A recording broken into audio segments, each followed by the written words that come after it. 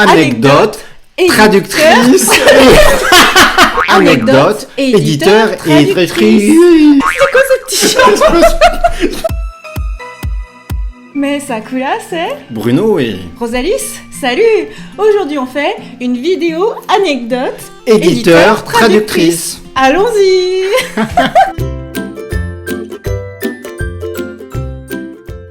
Le concept de la vidéo, je vais poser 4 questions, puis on raconte une petite anecdote, des petites choses marrantes sur le manga que j'ai traduit, qui est A Sign of Affection, et qui paraît donc aux éditions Akata. Du coup, première question. Dans quelles circonstances avons-nous commencé à discuter ensemble de A Sign of Affection? Quand est-ce qu'on a commencé à en parler? C'est une bonne question. On en a parlé quand on discutait sur Line. Je pense que j'avais vu votre vidéo, en fait. Et ça m'avait un peu embarrassé, pour être honnête, parce que dès le chapitre 1, j'avais repéré les droits des bouquins et je voulais tout de suite le faire. Je le savais parce que d'abord, je connaissais le travail de Sumo Morishita depuis le début de sa carrière. Et j'avais été frustré déjà à l'époque où on travaillait pour Delcourt de ne pas publier Ibichoucho. Ouais. Et du coup, voilà. Après, c'est vrai que je m'étais moins attardé sur Shortcake Cake. Et là, quand quand elles ont commencé Sign of Affection, je fais... C'était un gros événement d'abord parce qu'ils changeaient d'éditeur. Et puis, tout de suite, j'ai fait « Oh, c'est du manga pour Akata !» Et j'ai tout de suite contacté Kodansha et j'ai dit « Je veux, donnez-moi le bouquin, quoi. » on avait fait... Et du coup, ils n'ont pas répondu tout de suite. C'est un peu long, les négociations. Et je voulais pas que le bouquin ait trop de réputation, qu'il fasse trop de bruit. Ah, et du coup, nous, flashé dessus en étant au Japon l'an dernier, une petite rubrique qui est les mangas qu'on aimerait bien voir arriver en France parce qu'on aime beaucoup. Mais c'est juste parce que spontanément, quand on aime quelque chose, on partage. C'est oui, non, mais c'est normal. Et en fait, moi, quand j'ai posé la question, c'est parce qu'il y avait un contexte rigolo. En fait, ce que je voulais que tu répondes, c'est en jouant à Animal Crossing. Ah Peut-être, je me souviens plus en détail à ce point-là. Parce qu'on allait sur l'île de l'un et l'autre, et puis on pêchait des poissons, en fait. Et tout en pêchant des poissons dans Animal Crossing New Horizons, c'était vraiment les débuts du jeu, mars 2020. Après, on en est venu à parler, alors, au fait, et tout, qu'est-ce que tu dis comme manga, et tout. Et on a parlé de Sign of Affection. Et là, t'as commencé à dire, j'aimerais bien la voir. Et moi, je dis, ce serait bien que tu l'aies. Bah oui. Mais c'était encore imaginaire. Moi, c'était très concret dans ma tête.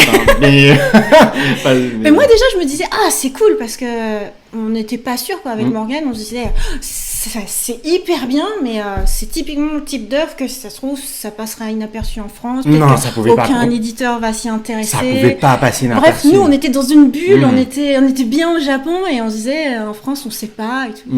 Et donc, voilà, l'anecdote marrante, c'est que c'était en pêchant des poissons dans Animal Crossing New Horizons.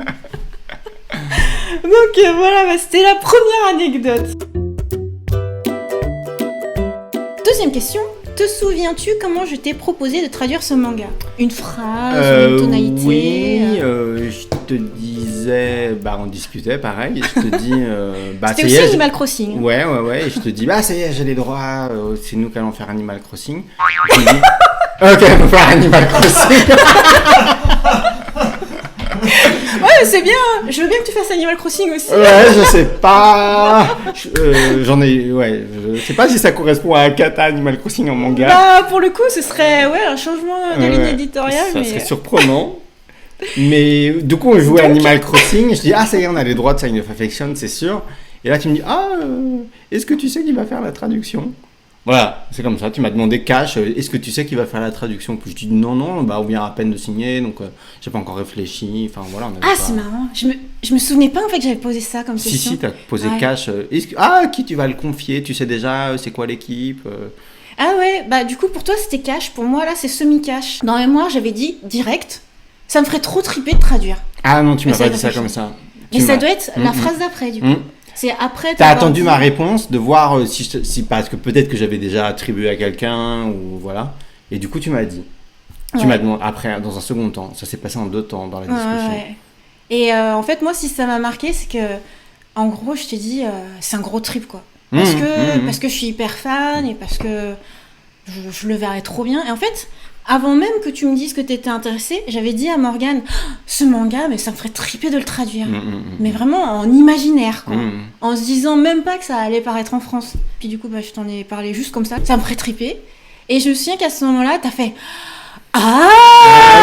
Ah, tu y as un long ah. Oui. En même temps, chiche.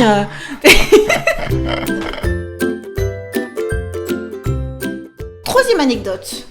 Est-ce que je peux raconter une anecdote marrante avec le mot-clé métis? Ou alors raconte-le toi. Alors, comme ça, tu racontes ce que tu... Ce qui est très marrant, ouais. c'est quand j'ai lu Sign of Affection, Itsuomi, il a les cheveux blancs, argentés sur les images et tout. Et il voyage beaucoup, et il parle en allemand. Et je ne sais pas pourquoi, c'est les parties inconscientes du cerveau. Dans ma tête, automatiquement, Itsuomi, ça a été un personnage métis. Je sais pas pourquoi. Bah ouais, c'est voilà. Et à un moment, donc dans ma tête, on commence à écrire les résumés et tout, et dans le résumé, je mets pour caractériser les personnages, parce qu'on essaye toujours de caractériser les personnages. Je présente Itsuomi comme un métis franco-german. Comment on dit? Germano, je sais pas comment on dit, mais un métis franco. Non, pas franco-allemand. Allemand-japonais. Hein. Ah oui. Je sais plus pourquoi je t'envoie le résumé. Ouais, c'est vrai que sur le moment, t'as dû avoir un éclair de génie. Tu t'es dit, je vais lui donner le temps de regarder. Le résumé. J'ai regardé tout de suite, j'ai bondi. J'ai écrit tout de suite, il est pas métis. Là, tu fais une extrapolation. Ouais, il a jamais grosse été extrapolation. Et oui, heureusement, à ce moment-là, parce que il y a une vérification. Du coup, j'ai fait un mail au Japon. Dans l'œuvre, on se rend compte qu'il y a plein encore de secrets, de choses qui sont non dites. On ne sait pas plein de choses. On ne sait pas plein de choses sur les passés des personnages. On ne sait pas pourquoi la famille d'Itsuomi est spécifiquement en Allemagne et pourquoi il parle allemand. Et du coup, j'ai demandé noir sur blanc, est-ce que vous pouvez, même si c'est potentiellement une révélation dans l'histoire, est-ce que vous pouvez d'ailleurs... Bah non, mais si... Ah oui, mais non, mais il n'y a que moi qui ai pensé qu'il est métis, donc c'est pas du spoil de dire qu'il n'est pas, en fait. Non, il n'y a pas de spoil. Donc c'est voilà, juste que c'est pas expliqué, donc on va pas présumer sur quelque chose. Mais j'ai présumé tout seul qu'il était métis, voilà. Je ne sais pas pourquoi, ça arrive. T'as fantasmé ? J'ai fantasmé, exactement. Et voilà, donc il n'est pas métis, mais c'est vrai que, voilà. C'est marrant. C'est l'anecdote marrante. C'est marrant parce que quand on lit des bouquins, chacun, on a une compréhension différente des bouquins. Je pense que c'est pareil pour tout le monde qui lit des livres. Des fois, on fait des surinterprétations, on projette des choses, etc. Et là, dans ma tête, la question ne se posait même pas. C'était évident qu'il était métis parce qu'il parlait allemand, je pense. Et que c'est assez inhabituel. Mais là, sur le moment, en fait, comme l'œuvre, elle est assez épurée, moi, tous les détails, en fait, je les ai enregistrés dans la tête. Et je me suis dit, il faut vraiment pas partir sur ces pistes. Enfin, en tout cas, quand tu fais un résumé, quoi. Mais après, ouais, quand tu discutes entre amis, ouais, tu peux peut-être te dire si ça se trouve ci, ça se trouve ça. C'est vraiment marrant, quoi. C'est vraiment le moment... je me suis précipitée. Et puis, c'est limite, on discute beaucoup, quoi. C'est non, parce qu'à ce moment-là, il a dit si, à ce moment-là, il a pas été dit que ça, et tout. Mais c'est marrant. Ouais, c'était rigolo. Et là, j'ai fait la petite goutte. Oh là là, on frise la catastrophe. Donc non, ça c'était plutôt rigolo. Puis les Japonais m'ont dit non, il n'est pas métis. Mais ils ont, je pense qu'ils ont compris la nature de mes questions. Et donc il y a un petit mot de vocabulaire qui est sorti tout à l'heure sur lequel on a rigolé parce que c'est la question numéro 4. Est-ce que tu veux raconter une anecdote marrante sur la date de parution du tome 1 ? Eh bien, le tome 1, on l'a fait d'abord au format numérique, chapitre par chapitre, en le lançant en novembre. En pré-publication numérique. En pré-publication numérique en novembre. On savait que la date de publication, on vous la voulait potentiellement, ça je l'avais calculé depuis un moment, parce que je me dis, peut-être qu'il y aura un nouveau confinement, je veux pas qu'il sorte au moment où les librairies sont potentiellement fermées, je veux que les gens puissent aller en boutique, se déplacer, feuilleter le livre, le voir, enfin voilà, je voulais vraiment... Et donc pour moi c'était mort toute la période, j'avais une grosse incertitude en gros de janvier à avril, je ne savais pas comment allait évoluer la situation en France, donc pour moi c'était sûr que ça allait sortir vers mai, juin, par là, et un jour on discute avec Alice, et en fait elle commence à me dire donc pour la sortie à l'hiver, parce que l'histoire elle commence à l'hiver et à la neige, je fais non mais j'ai jamais dit que ça allait sortir en hiver. Et moi j'étais mais si, on en avait parlé, j'ai sûr que ça allait sortir, tu vois, au moment où il y aurait de la neige et tout, puis c'est super cohérent avec l'ambiance du tome 1 et tout. Et là, tu me dis... Ben non, mais c'est toi qui as fantasmé cette date de sortie ou un truc comme voilà, ça. c'est ça. Et alors, mort de rire. Parce que, attends, je trouve que c'est fort comme mot fantasmer. Et là, je me suis dit, c'est vrai que j'ai dû fantasmer que ça sortait en décembre. Décembre, janvier, février, un truc comme ça. Pour moi, c'est l'idéal. C'est la même ambiance, il neige, tu fais une rencontre et puis ça devient poétique avec l'ambiance un peu fraîche et puis en même temps, ça réchauffe le cœur et tout. Et il me semblait qu'on était d'accord. Il me semblait qu'on avait dit, ouais, on sort ça en décembre. En fait, c'était le lancement numérique qui était en novembre, décembre. C'est peut-être de là d'où vient la confusion. Ouais, je sais pas, mais du coup, pour moi, c'était cohérent que, tu vois, février, du coup, la prépublication numérique s'achevait et du coup, le papier sortait. Ouais, mais c'était...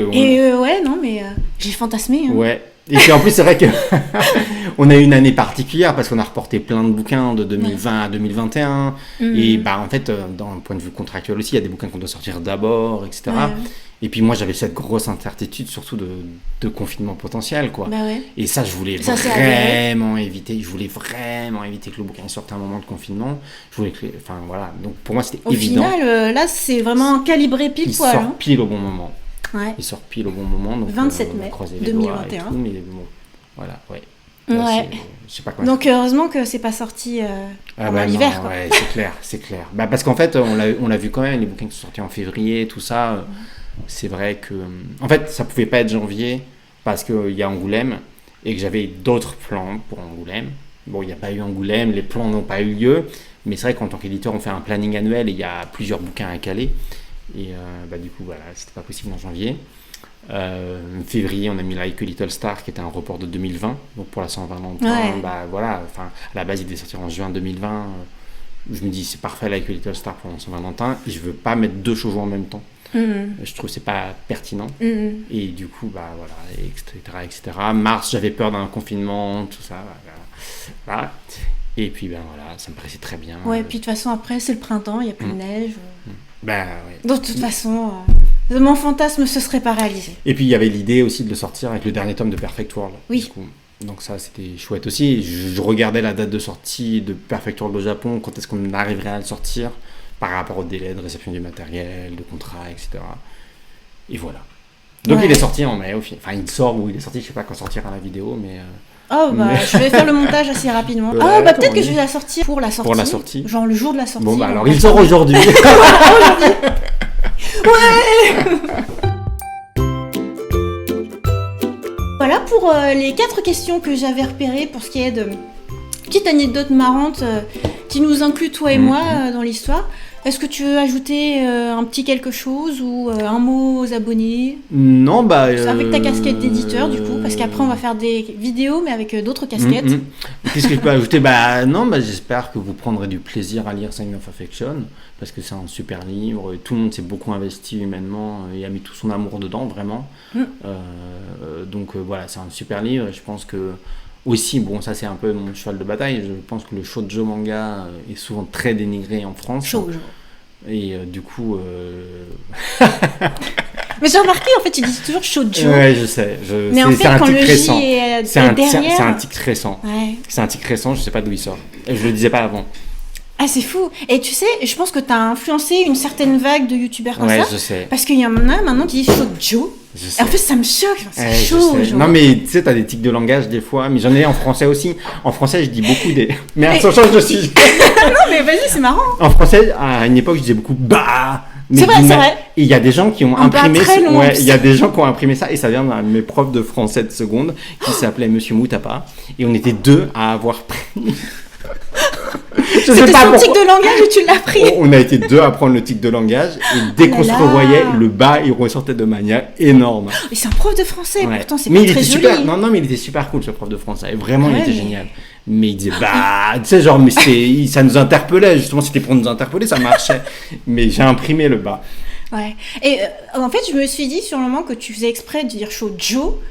Un peu comme tu dis José. Non, José, c'était de la moquerie. À la base, c'était vraiment de la moquerie. Tu te moques pas du shoujo. Non, clairement pas. Mais je sais pas d'où ça sort. Je sais pas d'où ça sort. Voilà. Tout ça pour dire, le shoujo manga, c'est très dénigré. Ça m'énerve, ça m'agace. C'est vachement bien, c'est très riche, c'est très dense. Bien. Donc ça, c'est vraiment un petit bijou. Oui. Donc, c'est meilleur. voilà, j'espère que vous lui ferez un super accueil. Après, pour l'instant, les signaux sont très positifs. On a déjà réimprimé le tome 1 alors qu'il n'est même pas encore sorti. Ça, c'est incroyable. Ça, c'est incroyable pour nous. C'est la première fois qu'on fait ça. Et voilà. Donc, à suivre. Très contente en tout cas de partager cette aventure avec toi, aussi. Avec Agatha, et puis surtout pour cette œuvre-là qui a toujours été, qui est un gros coup de cœur. Et donc, voilà, on est vraiment ravis et j'espère qu'on aura d'autres anecdotes marrantes à partager. Ouais, carrément, ouais. Parce que voilà, c'est une aventure humaine aussi. Et la série d'amener des mangas en cartonne. France. Donc... Et sur ce, on va enchaîner avec des vidéos sympas qui vont être de style lifestyle sur la chaîne. Donc voilà, on vous donne rendez-vous très bientôt pour de prochaines vidéos avec Bruno. Bye bye. Une vidéo anecdote éditeur traductrice. D'accord. Une vidéo anecdote traducteur.